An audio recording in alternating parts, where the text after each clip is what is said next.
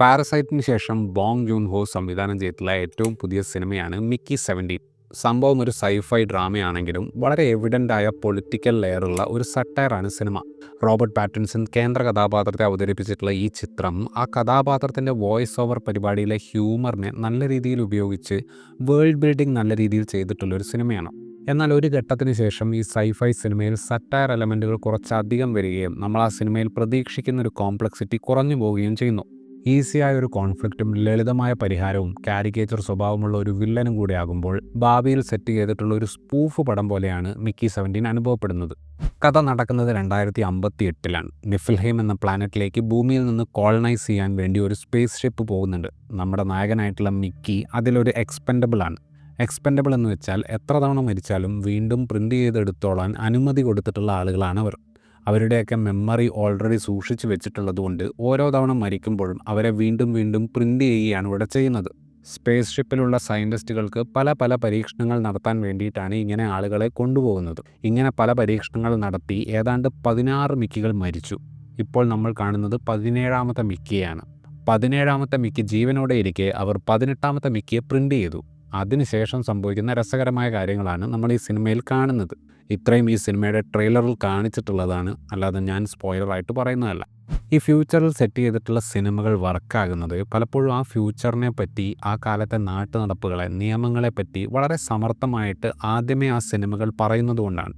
പലപ്പോഴും സിനിമയിലെ കോൺഫ്ലിക്റ്റുകൾ അത്തരത്തിലുള്ള നിയമങ്ങൾ കാരണം ആ ഒരു സെറ്റിങ്ങിൽ മാത്രം നടക്കാൻ സാധ്യതയുള്ള ഒന്നായിരിക്കും. പുതിയ ടെക്നോളജികളെ വല്ലാതെ ഫോക്കസ് ചെയ്ത് കാണിച്ച് ഒരു VFX സ്റ്റോറിയിലാക്കാൻ അത്തരത്തിലുള്ള നല്ല സിനിമകൾ ശ്രമിക്കാറില്ല. മിക്കി 17ൻ്റെ കാര്യത്തിൽ ബോങ് ജൂൺ ഹോയും അങ്ങനെ നമ്മുടെ കണ്ണിൽ പൊടിയിടാൻ ശ്രമിക്കുന്നില്ല. സത്യം പറഞ്ഞാൽ ഈ സിനിമയുടെ തുടക്കത്തിൽ മിക്കിയും സുഹൃത്തും എങ്ങനെ ഈ സ്പേസ് ഷിപ്പിൽ വന്നുപെട്ടു എന്നതും ഒരു എക്സ്പെൻഡബിളിനെ ഇവരൊക്കെ എങ്ങനെ ട്രീറ്റ് ചെയ്യുന്നു എന്നതുമൊക്കെ കാണിക്കുമ്പോൾ ഇതൊക്കെ ഒരു ഫ്യൂച്ചറിൽ വേണമെങ്കിൽ സംഭവിച്ചേക്കാം എന്ന് വരെ നമുക്ക് തോന്നും. അവതാർ മോഡൽ ഒരു കഥയിലേക്ക് ഈ പടം പോകുന്ന സ്ഥലം തൊട്ടാണ് സത്യം പറഞ്ഞാൽ ഒരു ക്രിയേറ്റീവ് റോഡ് ബ്ലോക്ക് ഈ പടം ഫേസ് ചെയ്യുന്നത്. അവതാറിലൊക്കെ കാണുന്നത് പോലെ നായകൻ പുതിയ ഗ്രഹത്തിൽ ചെന്ന് അവിടുത്തെ ആളുകളുടെ വക്താവായിട്ട് മാറുന്ന ഒരു സാഹചര്യം ഇവിടെയുമുണ്ട്. ആ ഗ്രഹത്തിലെ ക്രീപ്പർ എന്ന ജീവിയും ഇവിടുത്തെ മനുഷ്യന്മാരും തമ്മിലുള്ള ഉരസൽ നമുക്ക് ഒട്ടും എക്സൈറ്റിംഗ് ആകാത്ത രീതിയിലാണ് സെറ്റ് ചെയ്തിട്ടുള്ളത്. ഒരുപക്ഷെ ടെംപ്ലേറ്റ് പരിപാടി പിടിക്കാതെ അതിനെ സിമ്പിളായി ട്രീറ്റ് ചെയ്യാനായിരിക്കാം സംവിധായകനായിട്ടുള്ള ബോങ് ജൂൺ ഹോ ശ്രമിച്ചത്. പക്ഷേ അമിതമായിട്ട് സിംപ്ലിഫൈ ചെയ്തതുകൊണ്ടാണെന്ന് തോന്നുന്നു. അതും സ്വല്പം സ്പൂഫ് സ്വഭാവമുള്ള സിനിമയുടെ പൊളിറ്റിക്കൽ ലെയറും ചേർന്ന് സൈഫൈ ആയി തുടങ്ങിയ സിനിമയെ ശരിക്കും അങ്ങോട്ട് സെറ്റാകാത്തൊരു ബ്ലാക്ക് കോമഡി ആക്കി മാറ്റുന്നുണ്ട്. ഡൊണാൾഡ് ട്രംപിനെയൊക്കെ ഓർമ്മപ്പെടുത്തുന്ന തരത്തിലുള്ള ഒരു കോമഡി കഥാപാത്രമാണ് കെന്നത്ത് മാർഷൽ എന്ന ഈ സിനിമയിലെ വില്ലൻ കഥാപാത്രം. അത്തരത്തിലുള്ളൊരു ഏകാധിപതി വില്ലനാകുന്ന സമയത്ത് സിനിമ വല്ലാതെ കോമഡിയിലേക്ക് മാത്രം ഒതുങ്ങിപ്പോകുന്നു.